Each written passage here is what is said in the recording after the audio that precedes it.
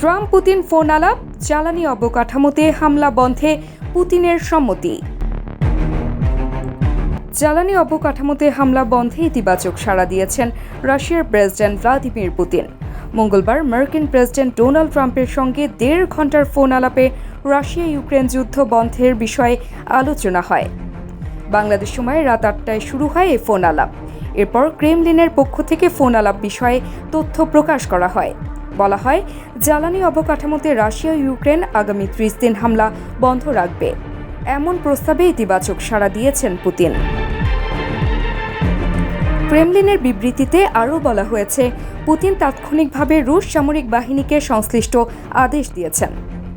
এছাড়া কৃষ্ণ সাগরে নিরাপদে চলাচল করার প্রস্তাবে পুতিন গঠনমূলকভাবে সাড়া দিয়েছেন। বিবৃতিতে বলা হয়েছে, এ ধরনের চুক্তির সুনির্দিষ্ট বিবরণ আরও বিশদভাবে ব্যাখ্যা করার জন্য আলোচনা শুরু করার বিষয়ে সম্মত হয়েছে মস্কো। পুতিনের পক্ষ থেকে ট্রাম্পকে বলা হয়েছে, 19 মার্চ রাশিয়া ও ইউক্রেন 175 বন্দী বিনিময় করবে। এছাড়া রাশিয়ার পক্ষ থেকে 13 জন মারাত্মক আহত ইউক্রেনীয় সেনাকে হস্তান্তর করা হবে। পুতিন আরও বলেছেন, সংঘাতের তীব্রতা রোধ ও রাজনৈতিক ও কূটনৈতিক উপায়ে এর সমাধানের মূল শর্ত হল বিদেশি সামরিক সাহায্য ও কিয়েভকে গোয়েন্দা তথ্য সরবরাহ করা সম্পূর্ণ বন্ধ করা। হোয়াইট হাউসের পক্ষ থেকে বিবৃতিতে বলা হয়, ইউক্রেন যুদ্ধ বন্ধ করে শান্তি এবং যুদ্ধবিরতির প্রয়োজনীয়তা নিয়ে কথা বলেছেন ট্রাম্প ও পুতিন।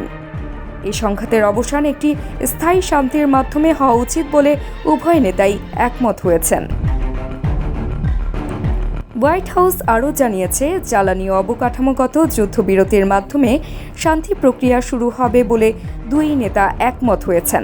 এছাড়া কৃষ্ণ সাগরের সামুদ্রিক যুদ্ধবিরতি বাস্তবায়ন, পূর্ণ যুদ্ধবিরতি ও স্থায়ী শান্তির বিষয়ে কারিগরি আলোচনা শুরুর ব্যাপারে তারা মত দিয়েছেন।